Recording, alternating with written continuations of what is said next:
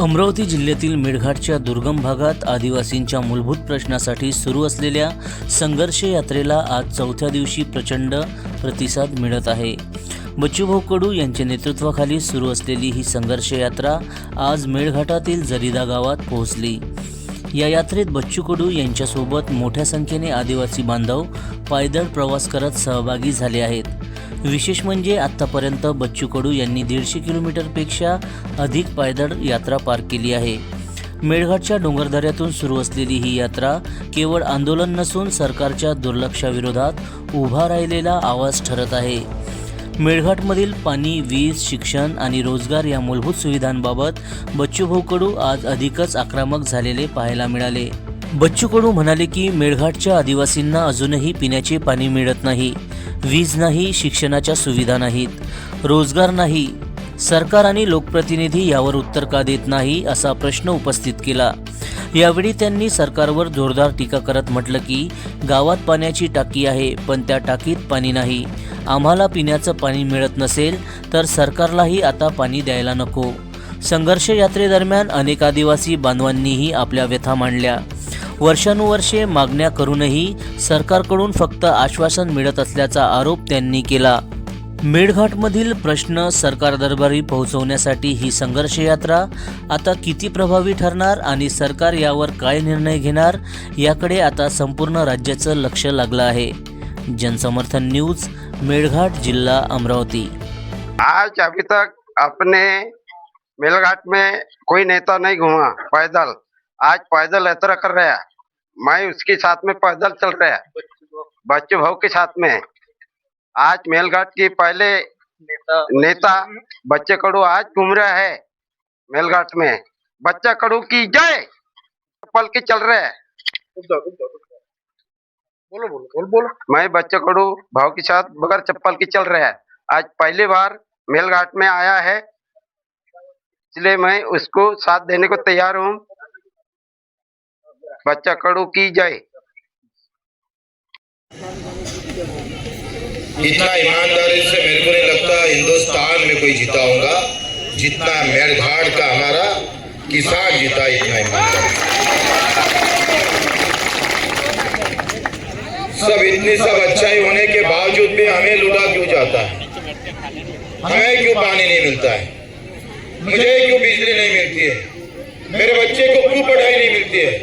मेरे बच्चे को क्यों रोजगार नहीं मिलता है? सभी सवाल यही क्यों? इसका जवाब देने वाला सरकार कहाँ है? इसका जवाब देने वाला आमदार कहाँ है? हम आदिवासी बोलकर आदिवासी को चुन के दिया तो भी समस्या क्यों हल नहीं हुई? ये सभी सवाल का जवाब चाहता हूं मैं। इतनी ईमानदारी से मेरा बाप, मेरा बुढ़ा, सब मेरा परिवार पूरा अगर काम करता है तो भी एक घर भी मांग सकता नहीं। 50, 60, 200, 300 साल हो गए, ये घर बनाने का इतना भी पैसा नहीं आ गया हमारे पास। लोगों का बिल्डिंग खड़ा हो रहा है। हमारे नसीब में एक गिलास पानी पीने के लिए 10 बार हाफसी का हैंडपंप का हैंड दबाना पड़ता। वो टांकी खड़ी है लेकिन 4 साल से पानी क्यों नहीं गया? कौन पूछेगा इस सवाल को? कौन जाएगा इसके लिए आगे? क्या हम मरेंगे नहीं है बारिश में? क्या मर चुके हैं क्या हम सब? इसका जवाब है संघर्ष यात्रा का संघर्ष, जो सरकार झुकाने का संघर्ष। अगर हमारे को पीने का पानी नहीं मिलेगा तो सरकार को भी पीने को पानी नहीं मिलेगा। ये संघर्ष का चलना पड़ेगा। अगर जमीन को चीर के फाड़ सकते हैं हम, पत्थर को फोड़ सकते हैं हम, तो सरकार को भी फोड़ सकते हैं। हम जंगल में शहर के साथ रहते हैं। एक ऑफिसर आता है, बोलता है इधर से मत जाओ उधर से। तेरा बाप का खेती है साले, तेरा पैदा नहीं हुआ था तब से हमें आया है। तुझे पैदा भी नहीं हुआ था तब से हम यहाँ जिंदा है, इस प्रकृति के साथ रह रहा है। अगर कोई रंगबाजी करता है तो सुन ले, पहले गांधीगिरी से समझाएगा। गांधीगिरी से नहीं समझाएगा ना तो माँ कसम बिरसा मुंडा के तीर कमान से समझाएंगे।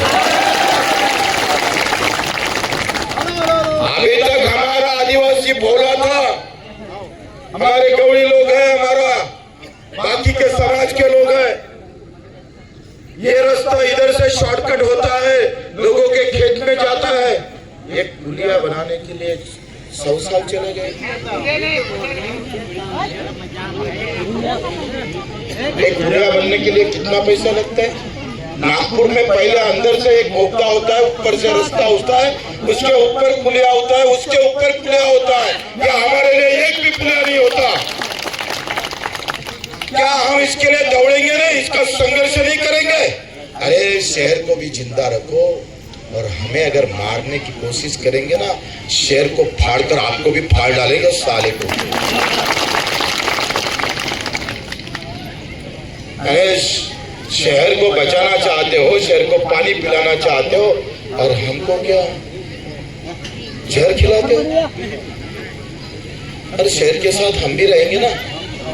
सीमा जो है आपका लिए इतना बड़ा जंगल है, कितना जंगल में खेती होता है आदिवासी का? 25%, 10%। शहर के लिए 90% छोड़ दिया ना बाबा। खाओ, कितना खाना है तो लगे तो हम बकरी भेज देंगे शहर के लिए, हर साल एक घर में एक बकरी दे देते। लेकिन सालों को इनको अन्याय करना ही समझता है।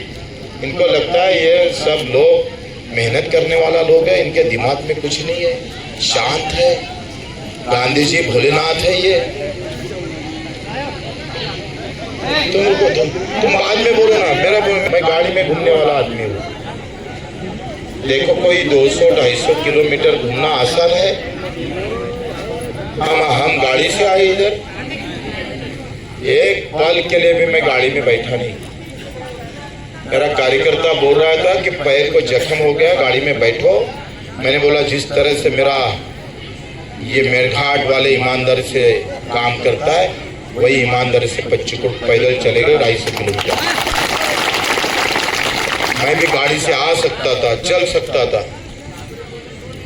और यहाँ भाषण देकर चला जा सकता था, लेकिन मैंने ऐसा नहीं किया। मैंने सोचा मेरे आदिवासी का खून पीसा जा रहा है, मेरे आदिवासी को लूटा जा रहा है। जितनी तकलीफ मेरे भाई को होता है, उतनी तकलीफ बच्चों को भी होना चाहिए, इसलिए पैदल चल रहा हूं। कोई मैं पागल नहीं हूँ।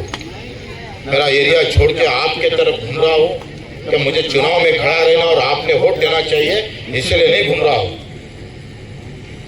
वोट देने की लड़ाई नहीं है ये मेरे मेरघाट के जिंदा रहने की लड़ाई है, मेरघाट का आवाज बनने की लड़ाई है।